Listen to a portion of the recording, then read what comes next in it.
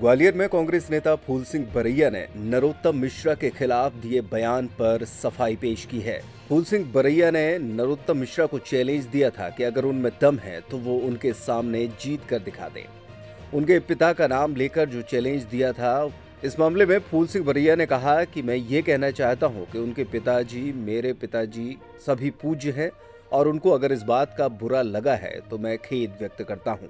सिंधिया के दलित सम्मेलन में शामिल होने को लेकर बरैया ने कहा कि सिंधिया जी भले ये कहें कि वो दलितों के साथ हैं, लेकिन कोई दलित नहीं बोलता कि वो सिंधिया जी के साथ हैं।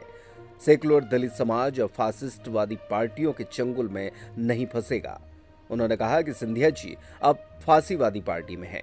बीजेपी, दरअसल बीजेपी जो पार्टी है,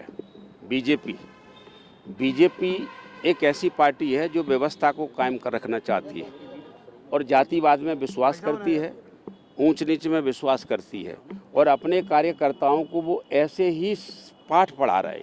तो उनके कार्यकर्ता जहाँ भी जाएंगे, पहले हम कहावत सुनते थे कि फलाना आदमी सर से पेशाब कर रहा है, अब तो बीजेपी के नेता वास्तव में पेशाब करने लगे। एक आदिवासी पर पेशाब कर रहे हैं, जहाँ भी कोई भी मिले वो सभी के ऊपर ऐसा ही अत्याचार कर रहे हैं। लेकिन पैर भी धो रहे हैं फिर मुख्यमंत्री जी। ये मुख्यमंत्री जी का नाटक है। अब बिल्ली अगर चूहे को बुला करके कहे हम तेरे पैर धो करके पिएंगे तो चूहे की गलती नहीं हो जाएगी। अगर चूहा चला गया तो उसका भोजन बन जाएगा। तो इसलिए शिवराज सिंह का ये नाटक है और अब जनता का पूरा मूड बदल गया है। 80% से ज़्यादा मैं दावे से कह सकता हूँ कि भारतीय जनता पार्टी को हटाने के मूड में मध्य प्रदेश की जनता आ गई। दतिया में कांग्रेस पार्टी को गृह मंत्री नरोत्तम मिश्रा जी ने पूरी तरह से ख़त्म कर दिया है। दतिया में कांग्रेस पार्टी नहीं है और कोई भी व्यक्ति सामने उनके खड़ा होकर के निकल जाए तो समझो शाम को जेल में पहुंच जाएगा।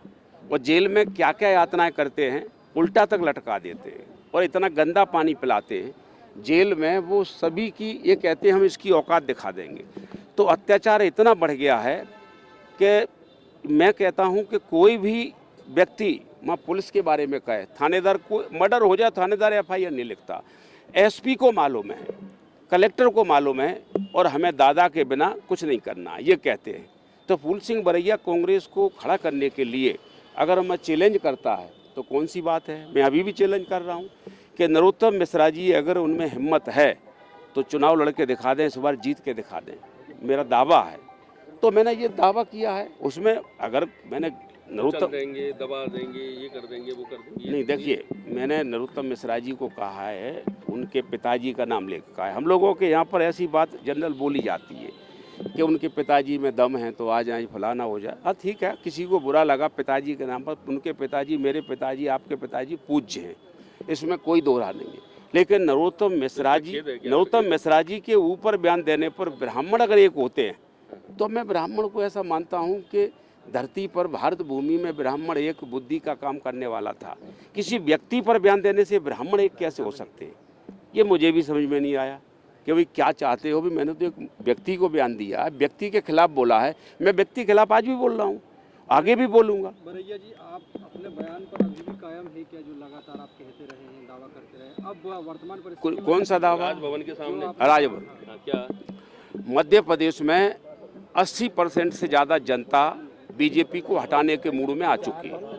मैं घूम रहा हूँ, मैं सबका मन देख रहा हूँ और मैं दावे से कह सकता हूँ कि अगर भारतीय जनता पार्टी 50 एमएलए भी जीत गई तो फूल सिंह बरैया राजभवन के सामने अपने हाथों से अपना मुंह काला कर लेगा। अच्छा, दूसरी एक आखिरी सवाल है कि जैसे आपने कहा उनके पिताजी आपके पिताजी जैसे हैं, तो क्या इस पे आप खेद व्यक्त करते हैं कि अगर हाँ, नहीं, अगर उनको बुरा लगा पिताजी के नाम पर तो मैं खेद व्यक्त भी करता हूँ और मैं कहता हूं कि उनके पिताजी मेरे पिताजी आपके सबके पिताजी पूज्य हैं। बरैया जी, दलित समाज से ज्योतिरादित्य सिंधिया ने अपने 3 पीढ़ियों के रिश्ते गिनाए हैं। कहा है कि दलित समाज के लिए उनके परिवार ने बिल्कुल कंधा से कंधा मिलाकर काम किया है, साथ ही सरकार भी काम कर रही है और वो आजीवन दलितों के लिए काम करते रहेंगे। कांग्रेस ने सिर्फ छलावा किया। ये घबराए हुए लोगों के बयान हैं। ये दलितों के काहे के संपर्क हैं? क्या दलितों का इनसे कौन सा दलित है जो कहता है कि सिंधिया जी हमारे साथ हैं? ये फालतू बिल्ली चूहे को समझा रही है कि हम तुम्हारे रिश्तेदार हैं, हमारे तुम्हारे संबंध रहे हैं।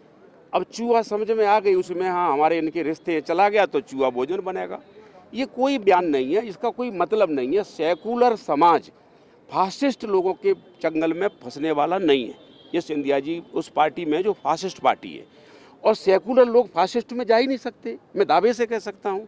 कितने भी अभी उन्होंने पैर धो करके कहा है कि तुम खुश हो कि नहीं हो। बिल्ली चूहे के पैर धो करके कहो तुम खुश हो, तो चूहा खुश तो हो जाएगा, लेकिन थोड़ी देर में भोजन भी तो बन जाएगा नहीं। तो ये कोई मतलब नहीं है। फासिस्ट लोग इन वर्गों के खिलाफ ही उनकी पार्टी बनी है।